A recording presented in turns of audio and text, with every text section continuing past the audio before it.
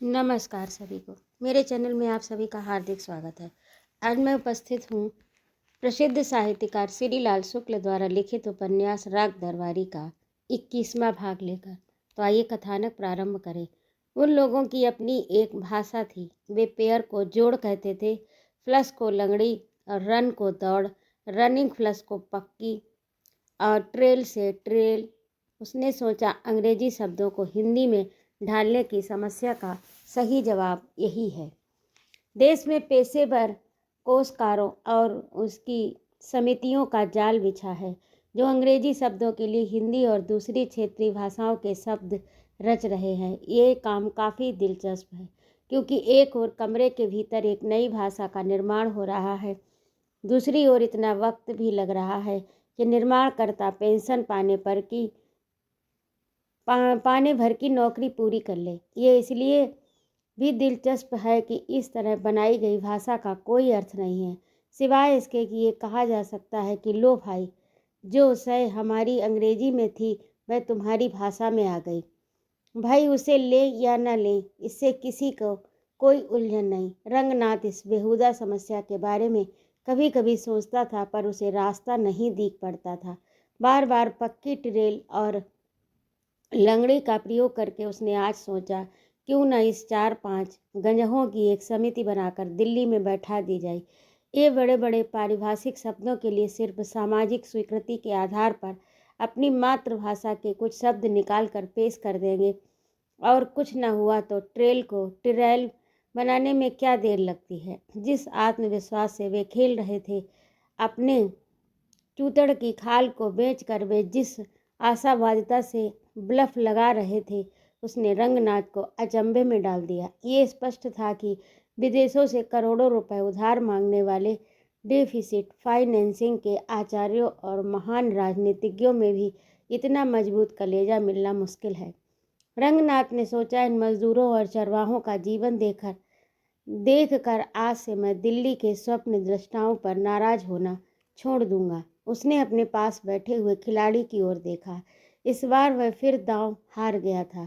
उसने एक नई बीड़ी सुलगाई और निर्विकार भाव से इधर उधर आंखें घुमाकर देखा। रंगनाथ और सनीचर को सूनी निगाह से एक किनारे छोड़ते हुए उसने कुछ दूर खड़े हुए एक मजदूर को 5 उंगलियां दिखाकर रुपए निकालने का इशारा किया। उसने सिर हिलाकर नहीं कह दिया। तब वह उठकर बाबू रामाधीन के पास पहुंचा और वहां से तत्काल ही लौटकर अपनी जगह पर पूर्ववत बैठ गया। उसका चेहरा पहले की तरह निर्विकार था। ताश उठाकर उसने अध जली बीड़ी दूर फेंकी, एक डकार ली।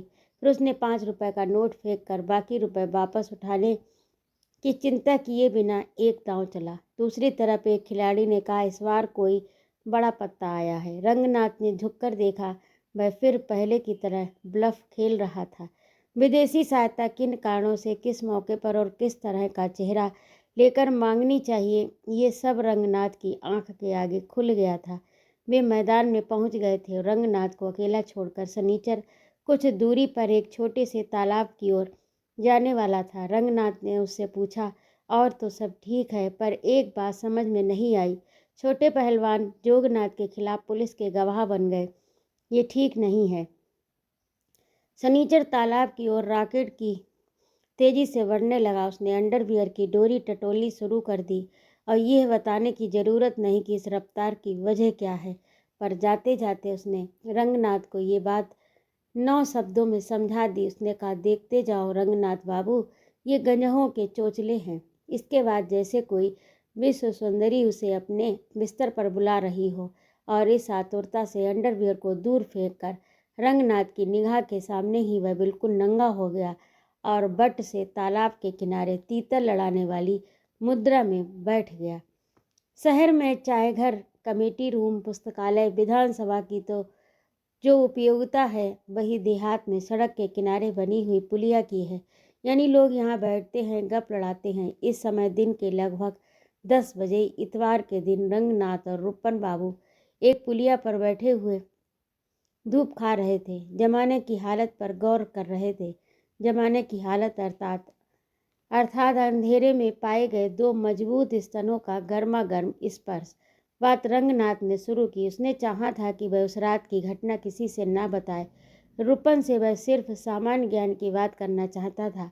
साथ ही वह इतना जानना चाहता था कि मोहल्ले में ऐसी कौन कौन सी लड़कियां हैं जो चोली बनाने वाली किसी कंपनी के कैलेंडर में मॉडल की हैसियत से इस्तेमाल हो सकती हैं। उसने जब रूपन से बात शुरू की तो ऐसा जान पड़ा कि जैसे वह उस कंपनी का प्रचार अधिकारी हो और लड़कियां या उनके स्तनों में उसकी दिलचस्पी बिल्कुल कारोबारी तौर की हो। रूपन बाबू ने जब उससे इस विषय पर जरा गहराई से बात करनी चाहिए तो गहराई की बहस आ जाने पर प्रत्येक भारतीय विद्यार्थी की तरह वह इधर उधर कतराने लगा। उसने बात को मोड़कर लड़कियों की तंदुरुस्ती पर उतारा। The great Indian bra manufacturing company के प्रचार अधिकारी के पद से इस्तीफा देकर अखिल भारतीय नागरिक स्वास्थ्य संघ के महामंत्री का ओहदा संभाल लिया। पर रूपन बाबू के सवालों ने उसे उस कुर्सी पर भी नहीं टिकने दिया। थोड़ी देर तक अंधेरे, जाड़े, भूत प्रेत आदि का जिक्र करते रहने के बाद रंगनाथ को महसूस हुआ कि धीरे धीरे ना चाहते हुए भी उस रात की घटना का पूरा विवरण वह रूपन बाबू को सुना चुका है। रूपन बाबू बड़े ध्यान से सुनते रहे और रंगनाथ की बात खत्म होते होते उन्हें लगा कि भट्टी में बैठे हैं। उन्हें अपने भीतर एक अजीब सी गर्मी और तनाव महसूस हुआ, जैसे कि लड़कियों की बात चलने पर उनके साथ हमेशा हो जाता है।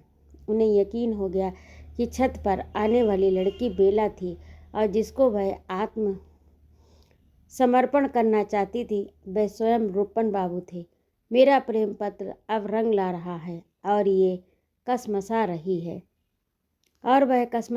है उन्होंने अभिमानपूर्वक सोचा और उसके साथ खुद ही कसमसाने लगे। उस रात छत पर मैं खुद क्यों नहीं सोया, इस अफसोस ने रूपन बाबू के गले में एक सिनेमा का गाना लाकर लटका दिया। पर इस वक्त उन्हें रंगनाथ के आगे एक समझदार आदमी की तरह का रूप प्रकट करना था, इसलिए ऊपर से भी एक समझदार आदमी की तरह बैठे रहे। उन्हें चुप देखकर रंगनाथ ने अपनी बात दोहराई। उसके जाने का मुझे पता ही नहीं चला। मुझे सिर्फ इतना याद है कि वह मेरी छाती पर झुकी बैठी थी। और रूपन बाबू बड़प्पन के साथ बोले, हो जाता है, कभी कभी ऐसा धोखा भी हो जाता है। पता नहीं कौन था, कोई आया भी था या नहीं। किसी से कुछ कहने की ज़रूरत नहीं। देहाती होशों का मामला, भूत प्रेत की सोचने लगेंगे और किस किस को समझाओगे। रंगनाथ दादा, जवान बंद रखो, हो सकता है सपना देखा हो, सचमुच भी हो सकता है। रंगनाथ को इस व्याख्यान में ऐतराज की दो बातें मालूम दी। एक तो यह कि रूपन बाबू उसके अनुभव को सपने की बात कहकर टाल देना चाहते थे और दूसरे यह कि बार बार वे उस लड़की के लिए पुल्लिंग का प्रयोग कर रहे थे। उसने सोचा उसमें धोखा हो ही नहीं सकता। मैं जाग रहा था, वह आकर मेरी चारपाई पर बैठी थी, मेरे ऊपर झुकी थी। ठीक है, अपने हाथ से कुछ काल्पनिक मच्छरों को उड़ाते हुए रूपन बाबू बोले, मान लिया, सचमुच कोई आया था। इस बारे में कहीं कुछ कहने की ज़रूरत नहीं, कोई आया था। रंगनाथ ने आंख मूंद कर एक बार कोणार्क की सुर सुंदरियों का सरसरी तौर पर मुआयना किया, 20 बार मन में दोहराया, आया था नहीं, आई थी। रूपन बाबू, तुम कभी आया था कि आगे भी सोच पाओगे या नहीं। दूसरे दिन बादाम खत्म हो गया था और उसे खरीदने के लिए रंगनाथ को शिवपालगंज का चक्कर लगाना पड़ा। पंसारियों की 2 दुकानें थीं, वहाँ उसे आगे लिखी बातें मालूम हुई। बादाम अब कौन बेचे, खाने वाले कहाँ रह गए। बादाम को हजम करना कोई मामूली बात है, उसे पचाने के चक्कर में बड़े बड़े पहलवानों की हवा बंद हो जाती है। फिर बादाम खरीदेगा कौन। गेहूँ, चना, बादाम के मोल बिक रहा है, वह मिल जाए बड़ी बात है। बद्री पहलवान पहले बादाम खाते थे, तब हम लोग भी उसे दुकान में रखते थे। अब वे भी दूध के ऊपर चल रहे हैं। उनके छोटे भाई रूपन हैं, वे चियाँ जैसा मुंह लिए चाय बिस्कुट के सहारे जी रहे हैं। अब यहाँ आदाम बादाम नहीं मिलता। सच कहो तो बादाम का भी अपना ही नाम है। बढ़िया कागजी बादाम अब आता कहाँ है, आता है तो शहर का शहर में रह जाता है। बाजार में घुसने नहीं पाता। नए नए सेठ साहूकार बढ़ रहे हैं। वे पहले ही खरीद कर लड्डू बनवा डालते हैं, मनमाना खाते हैं और खाकर हक देते हैं। बादाम कोई ऐसी अच्छी चीज़ थोड़ी है, पेट को इतना ईंट जैसा बना देता है, उसे बिना मुनक्के के खाना ही न चाहिए। मुनक्का अच्छी चीज़ है, कमज़ोर कोठे के लिए दस्तावर है, पर तंदुरुस्त आदमी का पेट हल्का करता है। मुनक्का लोगे? देखो ये हैं असली मुनक्का। सिपालगंज है इसलिए मिल जाएगा। शहर होता तो दिन भर चक्कर काटते। ये चीज़ वहाँ नहीं मिलेगी। बकरी की लेड़ी सा मुनक्का देखते देखते रंगनाथ जी इसी नतीजे पर पहुँच गया कि गांव में खरीदने के लिए आदर्श पदार्थ सिर्फ वही है जो श्री मैथिली शरण गुप्त ने आज से लगभग 50 साल पहले लटके हुए देखे थे। काशी फल कूष्मांड न कहीं है, कहीं लौकियां लटक रही हैं। सुना था कि शिवपालगंज से 2 मील दूर एक दूसरे गांव में पंसारियों की कुछ दुकानें हैं, जहां अच्छा बादाम मिल जाने की संभावना है। रंगनाथ वहीं के लिए चल दिया। रास्ता काफ़ी दूर था, पगडंडी वाला था, पर उस पर जगह जगह बबूल की कांटेदार टहनियाँ थीं। खाइयाँ और नालियाँ खुद गई थीं और कहीं कहीं ऊंची मेड़ें बांध दी गई थीं। किसानों की ये भावना कदम कदम पर स्पष्ट हो रही थी।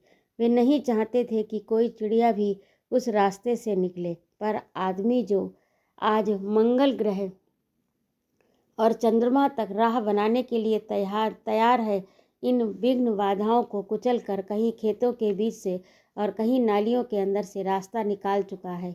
एक भला मानुस उधर ही जा रहा था। रंगनाथ उसके पीछे हो लिया। उस आदमी ने उससे पूछा कि तुम किसके लड़के हो? उसने कहा, वैद्य जी का भांजा हूँ। उस आदमी ने इज्जत के साथ कहा, मैंने आपका नाम सुना है, आज दर्शन हो गए। सुना है आप बहुत पढ़े लिखे हैं, BA MA हैं। रंगनाथ ने जवाब में कहा कि ये रास्ता बहुत गड़बड़ है, पता नहीं लोगों ने बबूल की ये छाया डाले क्यों गाड़ रखी हैं। उसे जवाब दिया कि अब कोई किसी को टोकने वाला तो है ही नहीं। जो चाहता है रास्ते में मेड़ बांध देता है, बबूल गाड़ देता है। रंगनाथ ने कहा, क्यों, गांव पंचायत तो है? उसने कहा, हाँ पंचायत तो है, पर वह सिर्फ जुर्माना करती है। जमींदार था तो जूता लगाता था। उसने समझाया कि हिंदुस्तान साला भेड़िया किसान मुल्क है, बिना जूते के काम नहीं चलता। जमींदारी टूट गई है, जूता चलना बंद हो गया तो देखो सरकार को खुद जूतम पैजार करना पड़ता है। रोज कहीं न कहीं लाठी गोली चलवानी पड़ती है। कोई करे भी तो क्या करे, ये लात के देवता हैं, बातों से नहीं मानते। सरकार को भी अब जमींदारी तोड़ने पर मालूम हो गया कि यहाँ असली चीज़ कोई है तो जूता। रंगनाथ ने कहा कि यह भी कोई बात हुई, जूते के सहारे लोगों को कब तक तमीज़ सिखाई जाएगी? उस आदमी ने कहा, जूता तो चलते ही रहना चाहिए, जब तक बदमाश की खोपड़ी पर एक भी बाल रहे जूते का चलना बंद नहीं होना चाहिए।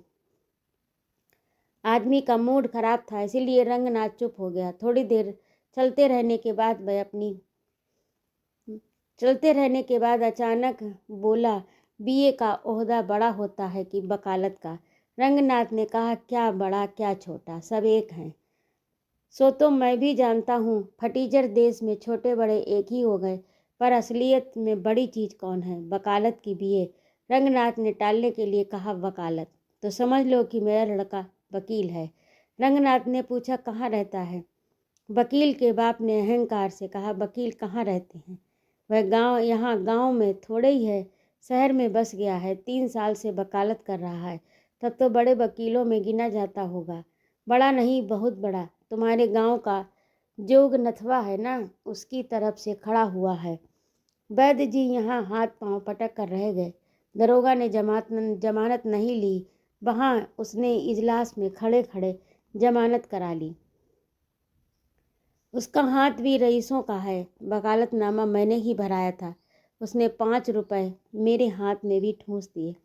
रंगनाथ ने वकील के बाप का हौसला बढ़ाना चाहा। इसका मतलब ये है कि कमाता अच्छा है। वह आदमी चौकन्ना हो गया।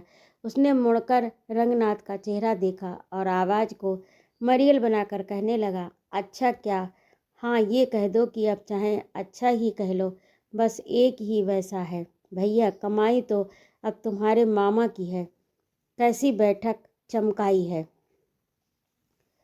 और फिर अचानक किसी दिन इस किनारे पर, कमाई तो तुम्हारे मामा की है, कैसी बैठक चमकाई है। इमली का चिया भी पुड़िया में बंद करके किसी को दें तो 1 रुपये का हो जाएगा। वक्त की बात है, अपनी ईर्ष्या छिपाने की उसने कोशिश नहीं की। शुद्ध देहाती ढंग से वह वैद्य जी पर कोड़े बरसाने लगा। देखते देखते इतने बड़े नेता हो गए। पहले सीधे साधे थे, अब जितना जमीन के ऊपर उतना नीचे घुसे हैं।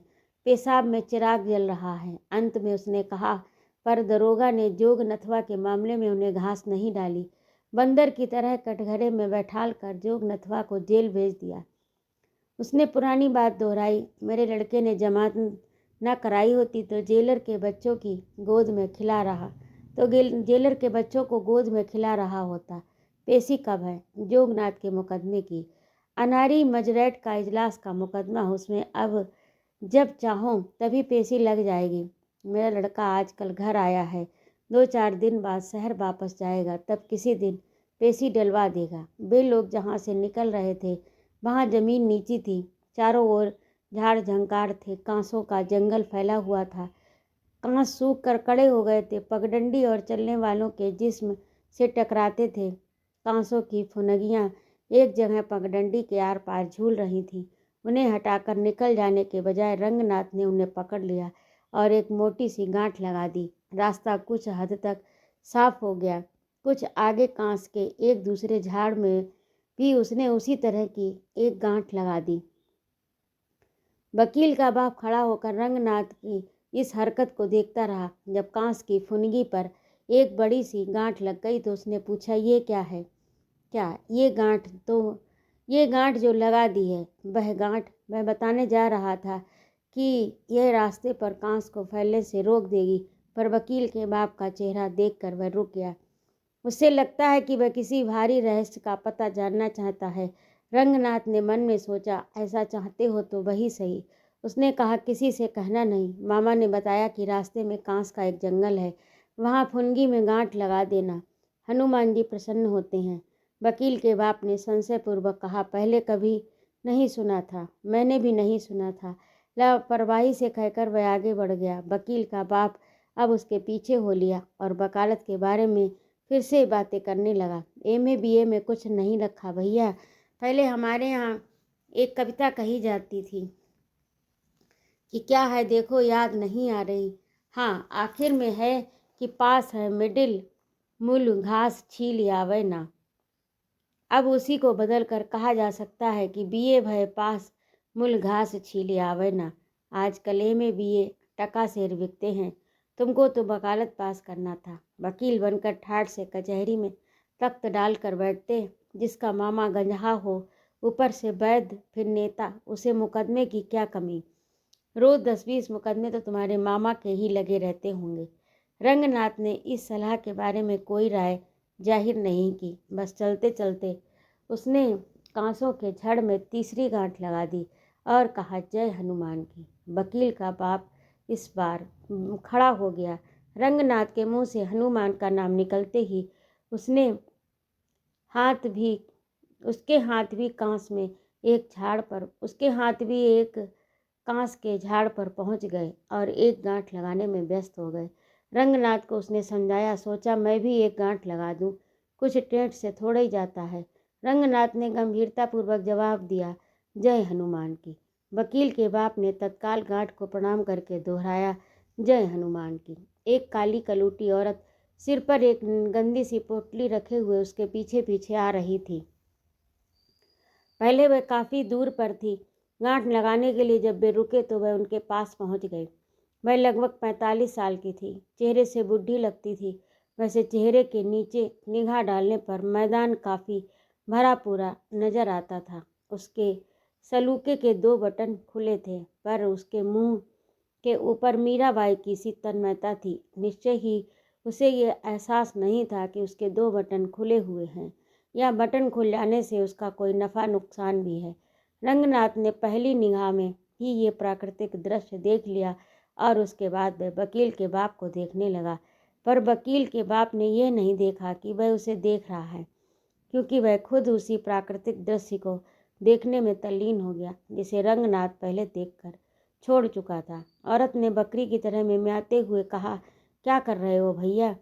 रंगनाथ को बोलने की जरूरत नहीं पड़ी। वकील का बाप पहले ही बोल पड़ा, दिखाई नहीं देता हनुमान की गांठ लगा रहे हैं। औरत ने गठरी सिर से उतार कर नीचे रख दी और कहा, हम जनाना हैं, हमारे लिए कोई मनाही तो नहीं है। भगवान के दरबार में तो सब एक है, क्या मर्दाना क्या जनाना। वकील के बाप ने आत्मविश्वास से कहा, जैसे इस वक्त वह सीधे भगवान का दरबार देखकर लौट रहा हो। औरत ने अपने दोनों हाथ कांस के एक झाड़ में घोंस दिए और श्रद्धापूर्वक बोली, जय बजरंग बली की। बादाम तो नहीं मिला पर नाई की दुकान पर बैठा हुआ सनीचर मिल गया। चिकित्सा विज्ञान की दुनिया में प्राकृतिक चिकित्सा वाले क्लिनिक की जो हैसियत होती है, नाइयों के जगत में वह हैसियत इस दुकान की थी। यानी दुकान कहीं नहीं थी और सब जगह थी। गर्द भरी कच्ची सड़क के किनारे नीम का एक पेड़, उसी के नीचे नाई बोरा बिछाकर बैठा था। उसके आगे एक ईंट गड़ी हुई थी। ईंट के ऊपर सनीचर न बैठा था, वह न खड़ा था, सिर्फ था। नाई उसके पीछे बालों पर मशीन चला रहा था। सिर के किनारे पर झाड़ झंकार कट चुका था। सिर के असली हिस्से पर बड़े बड़े बाल इस तरकीब से छोड़ दिए गए थे कि दूर से गोल टोपी की तरह दिखे। संक्षेप में सनीचर अंग्रेजी ढंग के बाल कटवा रहा था। उसने रंगनाथ की आवाज़ सुनी और नाई के जोरदार हाथ और मशीन के दबाव के बावजूद सिर को मोड़ा। कनखियों से देखते हुए वह बोला, शिवपालगंज के सब नाई एक जगह गमी में चले गए। सोचा कि चलकर एक बार यहीं बाल कटवा लिए जाएं। सब कुछ रौब से कही गई थी, जैसे सनीचर हर चौथे दिन बाल कटवाता ही रहता हो। पर सच बात तो ये थी कि इसे रंगनाथ भी जान गया था कि बालों के मामले में सनीचर का रवैया बिल्कुल अपने ढंग का है। यानी साल भर तक ना तो वह खुद उन्हें छूता और ना किसी को छूने देता। फिर अचानक किसी दिन वह उन पर एक किनारे से उस तरह चलवाने के लिए बैठ जाता। रंगनाथ समझ नहीं पाया कि इस हजामत के पीछे कौन सी विचारधारा काम कर रही है। वह चुपचाप खड़ा रहा। नाई ने रंगनाथ को रुका देखकर बाल काटने बंद कर दिए और सनीचर की खोपड़ी को 2 उंगलियों से ठेल कर कहा, उठो, अब हो गया। सुनते ही वह ईंट के ऊपर एक पांव टेक कर खड़ा हो गया। जेब से एक दुअन्नी निकाल कर उसने नाई को दी। जब नाई ने उसे बिना देखे ही खोटी बताकर वापस लौटा दिया तो बिना किसी प्रतिवाद के उसने दूसरी दुअन्नी उसके हाथ में टिका दी। रंगनाथ की ओर आंख मारकर इशारे से बताया कि उसने पहले नाई के साथ मजाक किया था। इसके बाद जैसे कोई सिपह सालार लड़ाई के मैदान में फतेह पाकर जिस्म पर दुश्मनों का खून लसेटे हुए अकड़ के साथ वापस लौट रहा हो। अपने बदन पर बालों के लच्छे भी बिखराए हुए वह रंगनाथ के पास आकर खड़ा हो गया। रंगनाथ उससे 2 हाथ दूर हट गया। सनीचर ने उससे वहां तक आने का कारण पूछा और रंगनाथ ने उसे अपने बादाम संबंधी अनुभव बताए। सनीचर ने कहा, शिवपालगंज के बनिया बक्काल सब मनमाने हो गए, 2 छटाक बादाम तक नहीं रख सकते। फिर जिस तरह दिल्ली में हिंदुस्तान की गिरी हुई खाद्य स्थिति के बारे में बार बार आश्वासन मिलता है, उसने बड़प्पन के साथ कहा, पर कोई बात नहीं, कुछ दिनों में सब ठीक हो जाएगा। रंगनाथ को सनीचर की बातचीत में एक नए आत्मविश्वास की झलक दिख पड़ी जो पिछड़े हुए देशों के विकास के लिए बहुत आवश्यक है। उसने सोचा, ऐसे आदमी को प्लानिंग कमीशन में होना चाहिए। तब तक सनीचर की बात 2-4 मिनट आगे पहुंच गई थी। मैं कह रहा था, बाबू रंगनाथ, शिवपालगंज अब ठीक होकर रहेगा। इस तरह की मनमानी थोड़े ही चलेगी।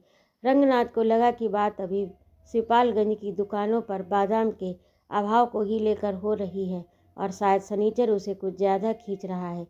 पर जब उसने आगे की बात सुनी तो उसे यकीन हो गया कि इन बातों का संबंध बादाम से नहीं है। वे सिर्फ बातें हैं जो हम लोग बिना किसी खास मतलब के एक तरह से यूं ही करते रहते हैं।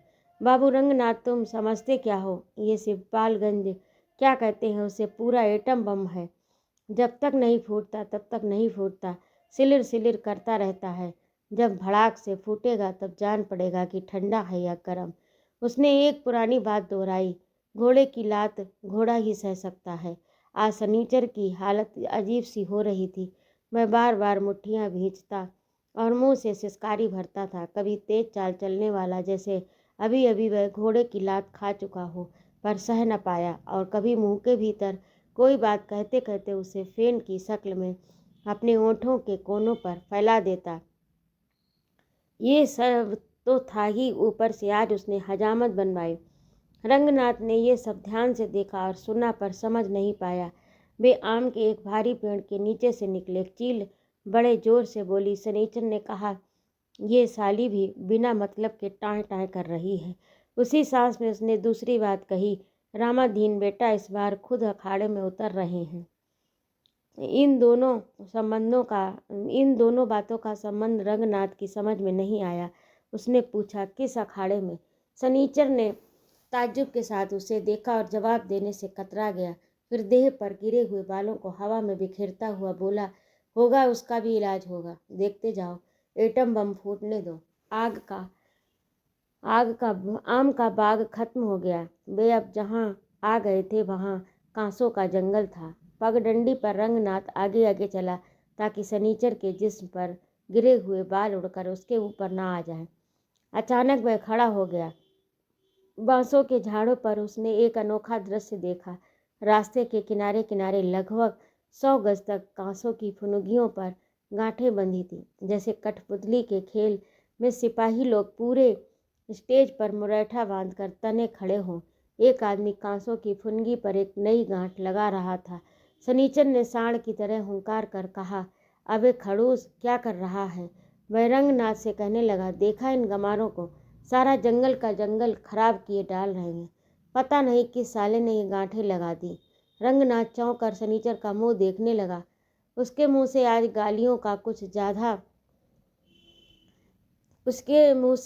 गालियां कुछ ज़्यादा तेज रफ्तार से निकल रही थी।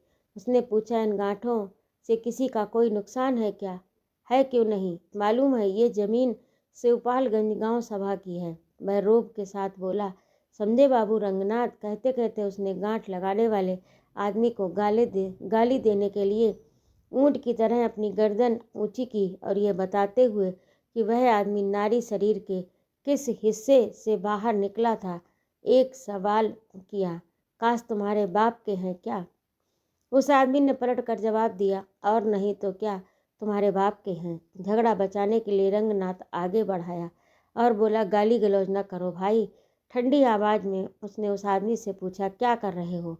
जो सारी दुनिया कर रही है हम भी कर रहे हैं। उसने अकड़ कर इस तरह कहा जैसे वह दुनिया का सबसे बड़ा मौलिक काम कर रहा हो। शनिचर ने कहा, पर मालूम भी है कि ये जगह शिवपालगंज गांव सभा में लगती है। गांठ लगा देने से कांस की बाढ़ मारी जाएगी। कुछ पता भी है? चालान हो जाएगा तो भागे भागे फिरोगे, तब ये तुम्हारी दुनिया तुम्हारे काम ना आएगी। चालान कौन साला करेगा? साला नहीं, चालान तुम्हारा बहनोई करेगा। आँख खोल कर देख लो, तुम्हारे ही आगे खड़ा हूँ, पंचहत्ता। रंगनाथ की ओर देखते हुए उसने अपनी बात साफ की। हाँ रंगनाथ बाबू, मैं आज ही प्रधानी के लिए पर्चा दाखिल करने जा रहा हूँ।